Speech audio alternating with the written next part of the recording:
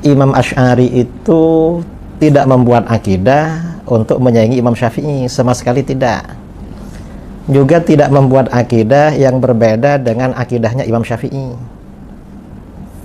Imam Asy'ari dan Imam Al-Maturidi, kata para ulama, seperti disebutkan oleh Syed Murtadha Az-Zabidi dalam kitab Ithafus Sadah Al-Muttaqin, Syarah Ihya Ulumuddin, Imam Asy'ari dan Imam Maturidi itu tidak memunculkan pendapat baru, tidak membuat mazhab baru di dalam akidah. Beliau ini semata-mata muqarrir, menetapkan, menguraikan, menjelaskan, membangun metodologi cara menjelaskan dan membela akidah-akidah yang terdapat di dalam Al-Quran, di dalam hadis, disebarkan oleh para sahabat. Kenapa kita bermazhab Syafi'i dalam akidah, bermazhab kepada Imam Abul Hasan Al-Asy'ari? Membaca ayat Quran tak bisa dipahami secara tekstual. Ar-Rahmanu 'alal 'arsy istawa. Allah duduk di atas kursi. Gimana Allah duduk di atas kursi? Kalau Allah duduk di atas kursi, berarti kursinya di bawah. Kalau Allah duduk di atas kursi, berarti Allah mengambil tempat. Kalau Allah mengambil tempat, berarti Allah bukan Tuhan. Karena bertentangan dengan dua ayat. Laisa kamitslihi syai'un wa huwas samiul basir. Maka dari dulu sudah disepakati Ahlus Sunnah wal Jamaah itu adalah Asy'ari dan Al-Maturidi. Hanya saja kalau mazhabnya Hanafi, akidahnya condong Maturidi. Turki, India, Pakistan, Bangladesh itu dalam masalah fikihnya Hanafi, dalam masalah akidahnya Maturidi. Sedangkan Indonesia, Brunei Darussalam, Malaysia, Yaman, Thailand, Patani Selatan dalam fikihnya Syafi'i, dalam akidahnya Asy'ari. Dia sudah sepaket tiga. Dalam fikih Syafi'i, dalam akidah Asy'ari, dalam tasawuf Junaid Al-Baghdadi dan Abu Hamid Al-Ghazali. Ini tiga paket, tiga serangkai yang tak terpisah. Dalam dunia Islam, teman-teman, sering kita mendengar ungkapan fikih Syafi'i, akidah Asy'ariyah. Ungkapan ini sudah sangat akrab, terutama di pesantren, majelis taklim, dan masyarakat awam. Seolah-olah keduanya adalah satu paket yang tidak bisa dipisahkan. Padahal, jika ditelusuri secara ilmiah dan historis, antara fikih Syafi'i dan akidah Asy'ariyah adalah dua hal yang sangat berbeda.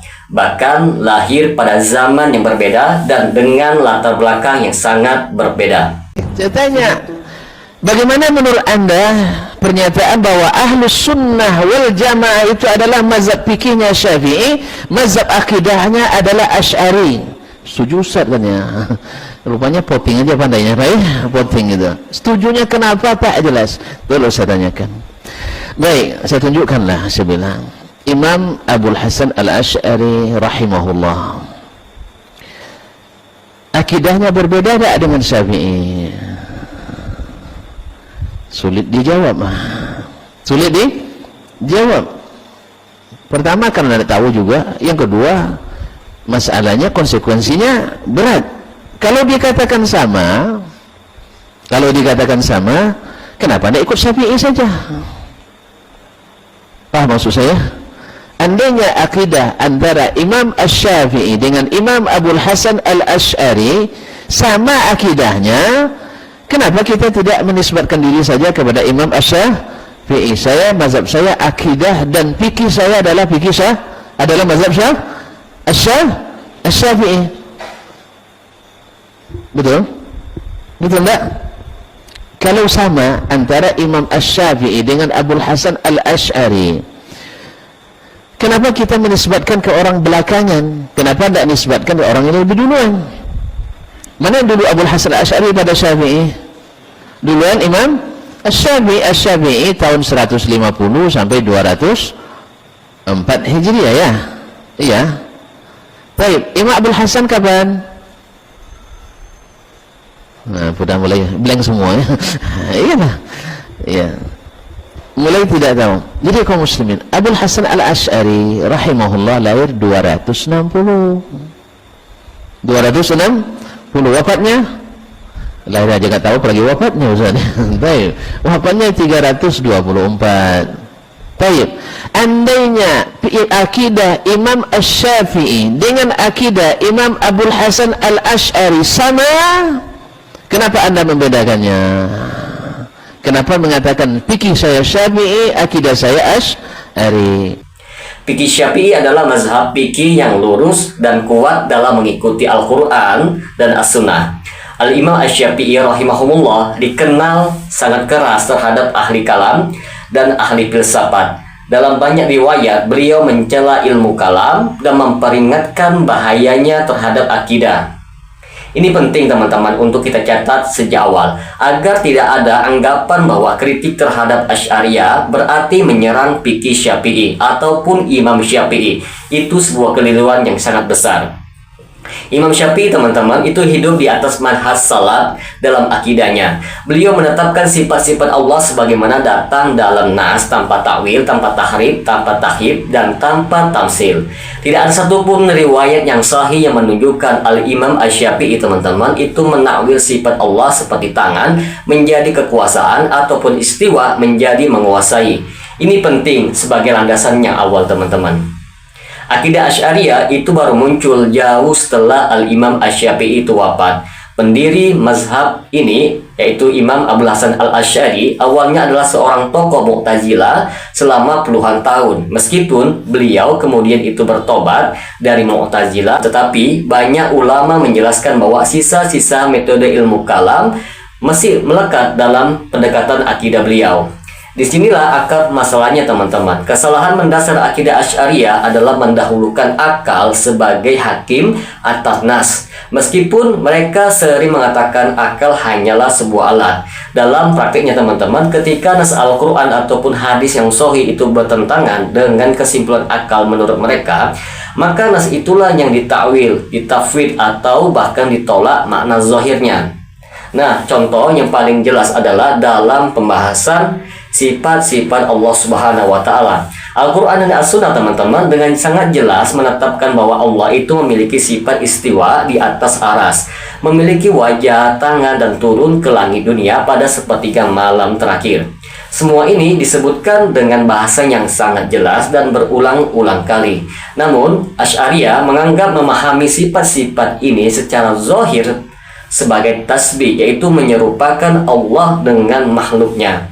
Ini asumsi yang sangat keliru teman-teman. Kesalahan di sini adalah menyamakan antara menetapkan sifat Allah Subhanahu wa Ta'ala dengan menyerupakan dengan sifat makhluk. Al-Sunnah dari kalangan salaf menetapkan sifat Allah tanpa menyerupakannya dengan makhluk.